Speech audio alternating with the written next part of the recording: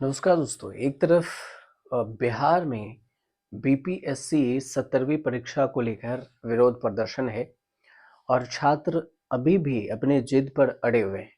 तो बिहार की जो अभी पूरी कहानी है उसको भी बताएंगे और इस बीच में एक नया खेल सामने आया है। आपको याद होगा कि नीट पेपर जो मेडिकल के स्टूडेंट होते हैं वो मेडिकल कॉलेज में एडमिशन के लिए नीट एंट्रेंस एग्जाम देते हैं।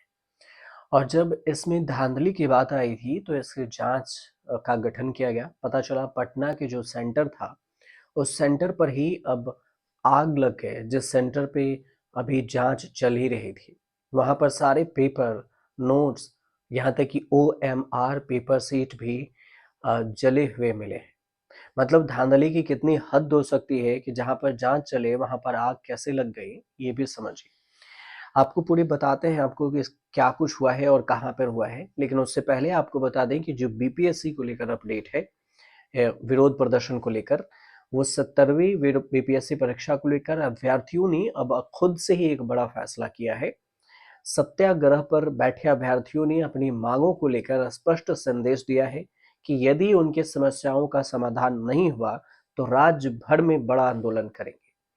पूरे बिहार के छात्र संगठनों का समर्थन भी मिला है। सत्याग्रह के दौरान प्रेस कॉन्फ्रेंस की गई और छात्र संगठन के जो प्रतिनिधि हैं, अमन कुमार, उन्होंने ऐलान किया है कि अब इस आंदोलन को पूरे बिहार के छात्र संगठनों का समर्थन प्राप्त है। उन्होंने कहा है कि हमारी आवाज को नजरअंदाज नहीं किया जा सकता। पूरे बिहार के छात्र संगठन हमारे साथ खड़े हैं और अब इस सत्याग्रह में हिस्सा लेंगे। तो ये जो पूरा बयान है, उधर बिहार की जो राजधानी है पटना में पीएमसीएच के चाणक्य हॉस्टल से ही आग लगने की खबर आई है। चाणक्य हॉस्टल खास क्यों है?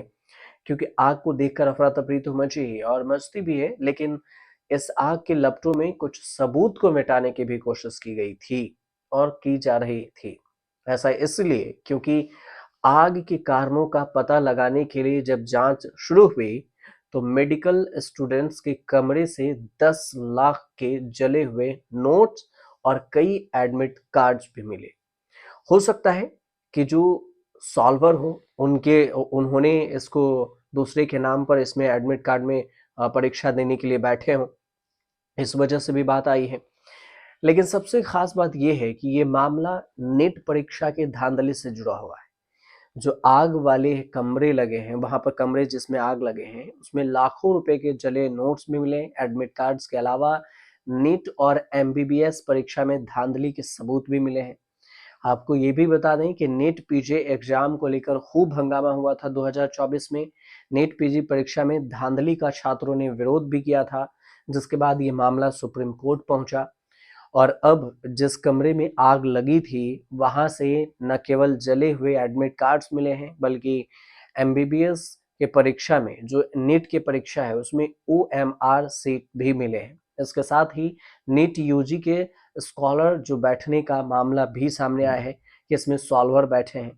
अब एक बात तो ये भी तय हो जाती है कि परीक्षा में धांधली न होने का जो दावा करने वाले अधिकारी थे, उनके विभागों की बात में कितनी सच्चाई है, इस बात से ही सामने हो जाता है। इसका फैसला जनता आसानी से भी कर पाएगी और लोग भी कर पाएंगे। अब सवाल उठा है कि जिस कमरे में आग लगी है और धांधली के सबूत मिले हैं, वो धुआं-धुआं हुआ, वो कमरा अजय का था। तो ये अजय कौन है?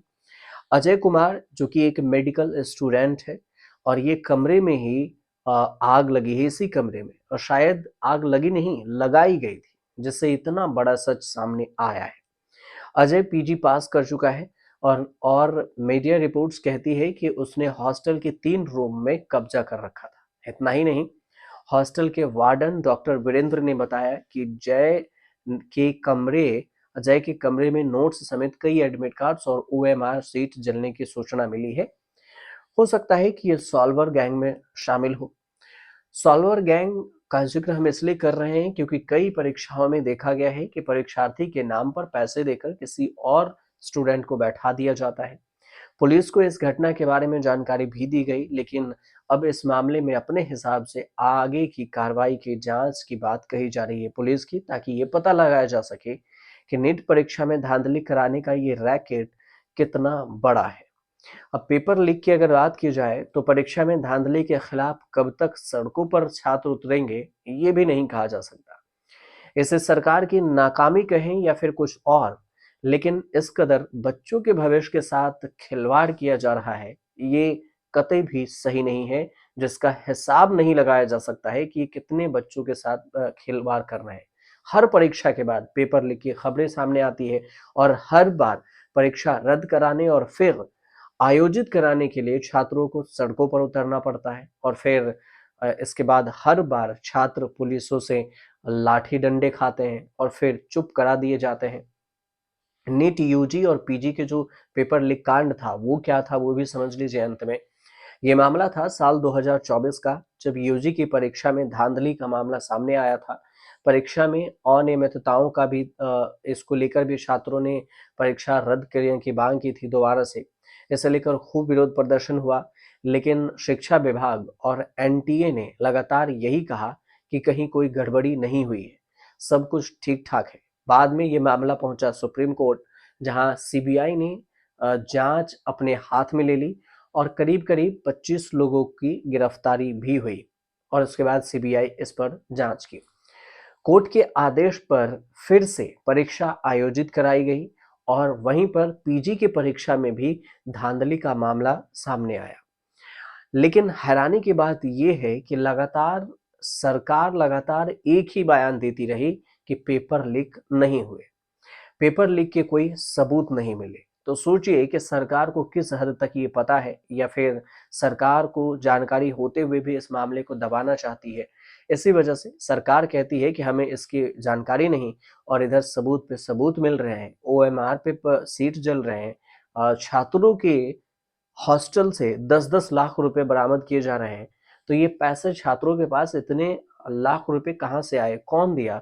इन सारे सवाल हैं जो पुलिस के हाथ में फिर दिया गया है। पुलिस फिर दबाने की कोशिश करेगी। पता नहीं छात्रों के भविष्य से कब तक सरकार खेलती रहेगी।